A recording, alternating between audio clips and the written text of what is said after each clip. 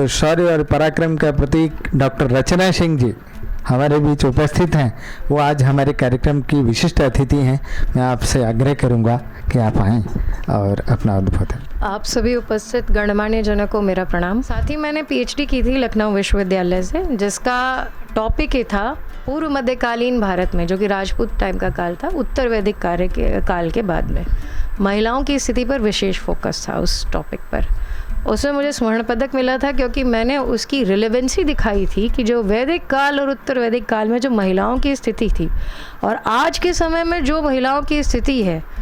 For an example, जो पर्दा प्रथा थी, बाल विवाह था, जो अब है, मतलब उत्तर वैदिक काल के बाद में, जब पूर्व मध्यकालीन काल में जब हम आते हैं, उतने समय में जो बाहरी आक्रमण हुए, उस दौरान में क्या क्या बदलाव आए हमारी संस्कृति से, और साथ ही जो हमें फ्रीडम उत्तर वैदिक काल और वैदिक काल में सर्वाधिक, भाई हमने गार्गी, संघमित्रा और कई अन्य विदुषियों का नाम सुना जिन्होंने सभा समिति में ना केवल उपस्थिति दर्ज कराई, उन्होंने वाद विवाद में बड़े बड़े ज्ञानियों को हराया।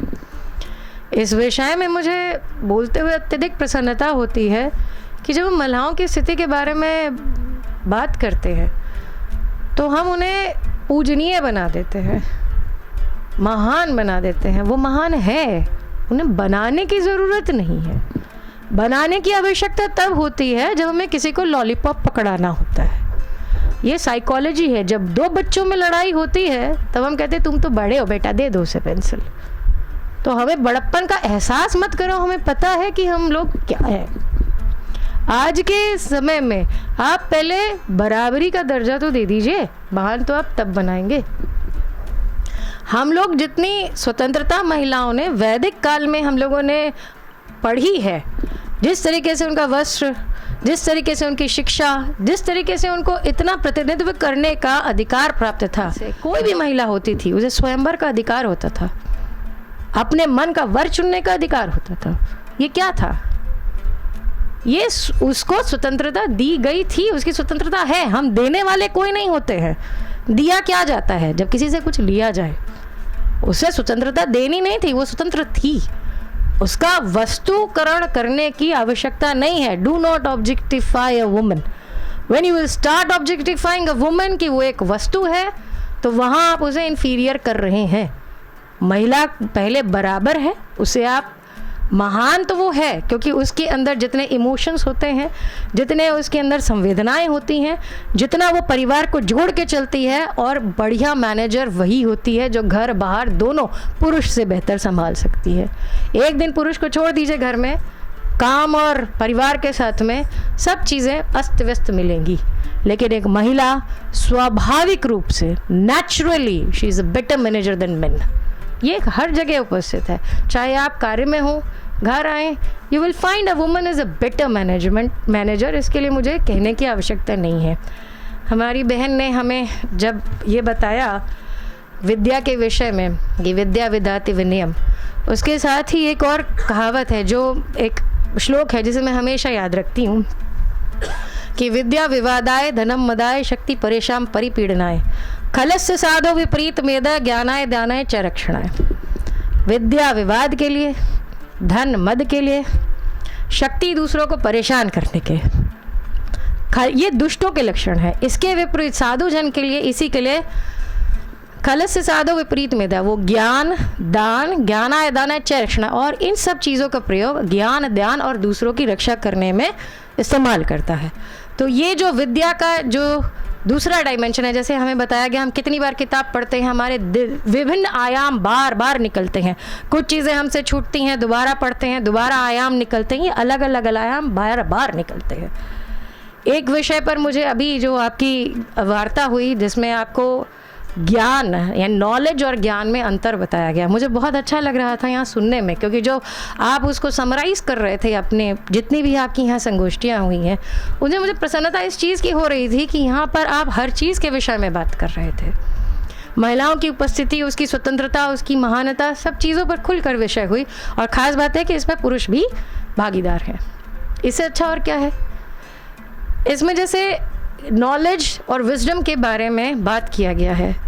सीधी सी एक बात है, इसके अंतर को उसी प्रकार समझा जा सकता है कि भगवान श्री राम को अहंकार का ज्ञान था और रावण को ज्ञान का अहंकार था। ये नॉलेज और विजडम का अंतर है।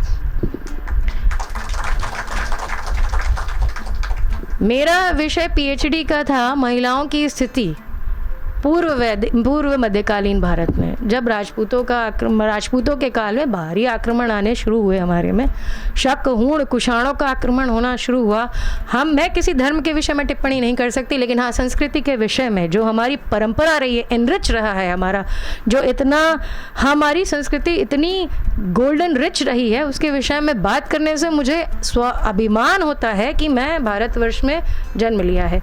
किसी बहुत बुद्धिमान व्यक्ति से पूछा गया था कि विश्व में रहने के लिए सबसे बढ़िया देश आपकी नज़र में कौन ऐसा है, आपने बहुत सारे देशों में भ्रमण किया और रहे हैं, तो उन्होंने कहा कि आप लोगों को सुनकर के बुरा लग सकता है, लेकिन सबसे बढ़िया अगर कोई देश है तो वो भारतवर्ष है, जिसमें आपको हर तरीके की स्वतंत्रता है।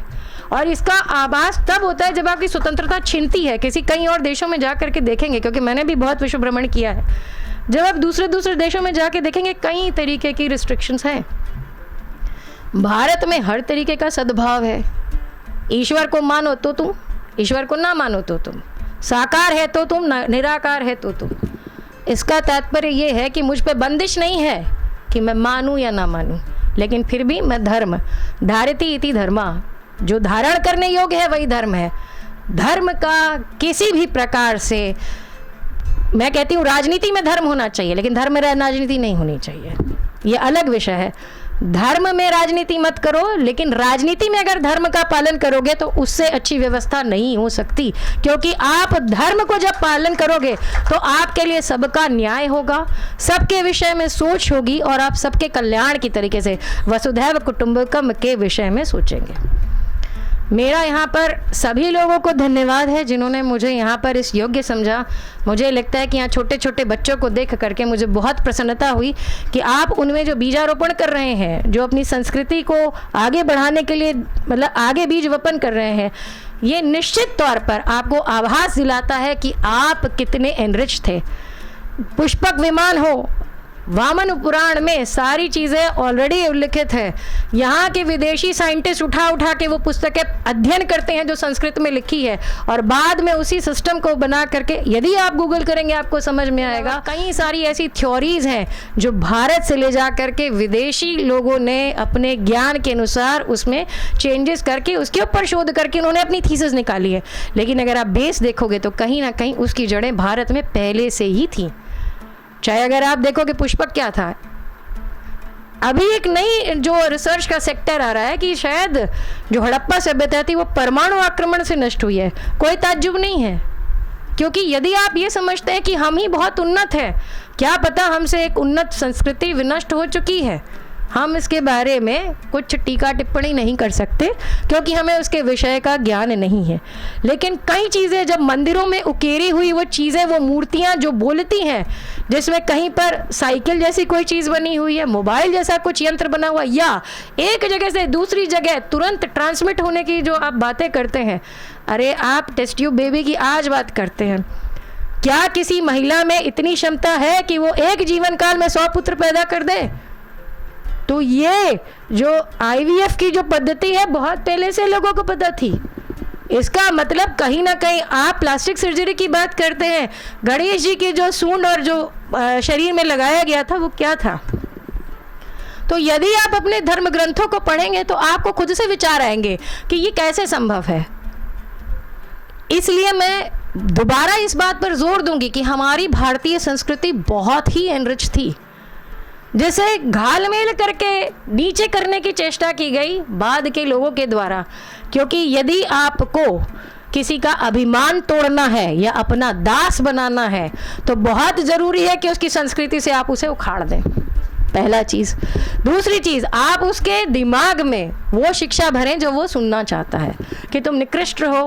किसी मंदिर पर आक्रमण इसीलिए किया जाता था कि तुम्हारे जब ईश्वर तुम्हारी सहायता नहीं कर सकते तो कौन करेगा? उनको पता ही नहीं कि ईश्वर हर जगह विद्यमान है।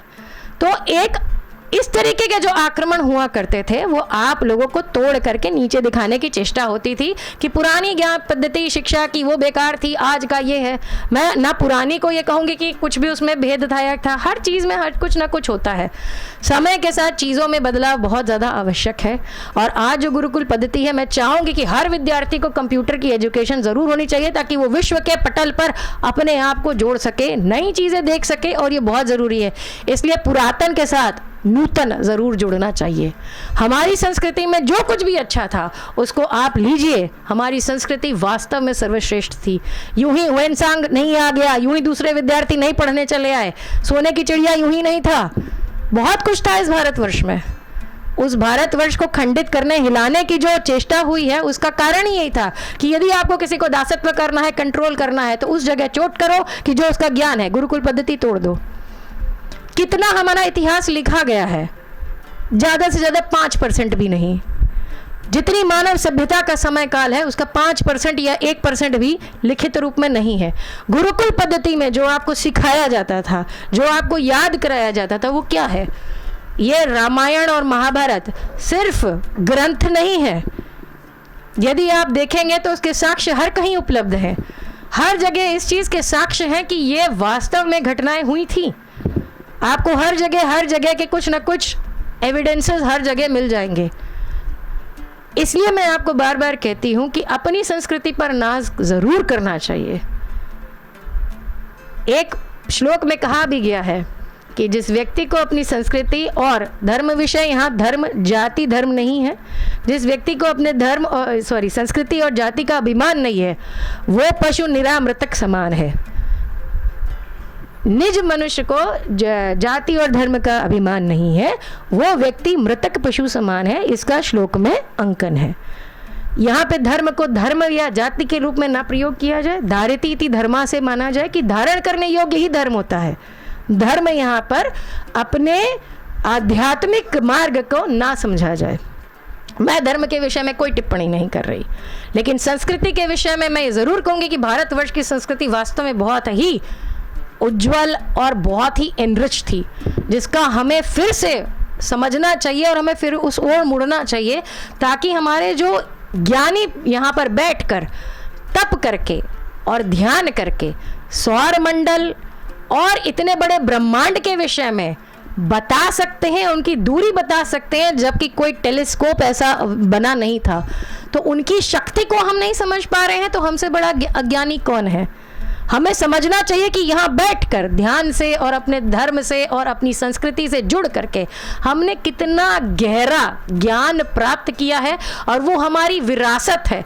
और यदि हमें अपनी विरासत पर अभिमान नहीं है, यदि हमें अपने विरासत का ज्ञान नहीं है, तो हम लोग उसी अज्ञानता की दौड़ में दौड़ रहे हैं, जिसका कुप्रभाव ये पड़ रहा है कि आज एक हर व्यक्ति किसी न किसी हताशा, स्ट्रेस, किसी न किसी परेशानी से जूझ रहा है।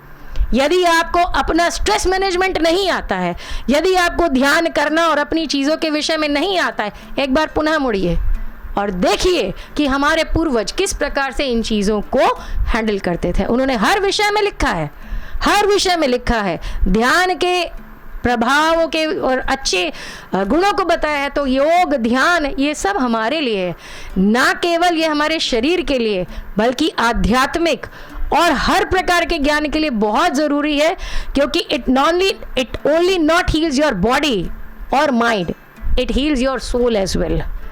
So these are the remedies which are already there in ancient literature, in our old inscripts and everywhere. Please, we should go there and we should feel their importance and it should come back to our culture. जो हम अपनी संस्कृति भूल चुके हैं उसे हमें दोबारा से समझने की आवश्यकता है. बहुत अच्छा प्रयास है आप सभी लोगों का. मुझे तो अभी पता लगा कि ऐसा कोई विद्यालय यहाँ पर है. सभी को बहुत बहुत शुभकामनाएं. मैं तो यही चाहूँगी कि इस तरीके से बहुत ज़्यादा प्रकीर्णन अपने ज्ञान का हो और आप लोग पूरी दुनिया में इसकी ज्योति प्रज्वलित करें. बहुत बहुत धन्यवाद.